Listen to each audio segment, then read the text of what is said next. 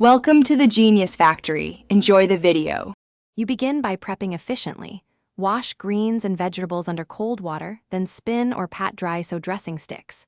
Chop a protein into bite-sized pieces and slice 1 or 2 crunchy vegetables. Keep like textures grouped. You want tools at hand, a sharp chef knife, sturdy board, and a large bowl, because once you start assembling, speed preserves texture. Make sure to measure dressing roughly 1/4 cup for a medium bowl. You can adjust after tossing. Now you assemble with intention. Place the leafy greens in the bowl, then add denser vegetables on top to prevent wilting. Scatter protein and small format toppings like nuts or cheese evenly so each bite is balanced. Drizzle half the measured dressing first, then toss gently using broad strokes to coat without bruising leaves. Once done, add the rest if needed, and finish with a tablespoon of acid, lemon, or vinegar to brighten flavors. Taste as you go and correct seasoning gradually. Finish by sprinkling fragile garnishes, herbs, seeds, croutons, just before serving so they stay crisp.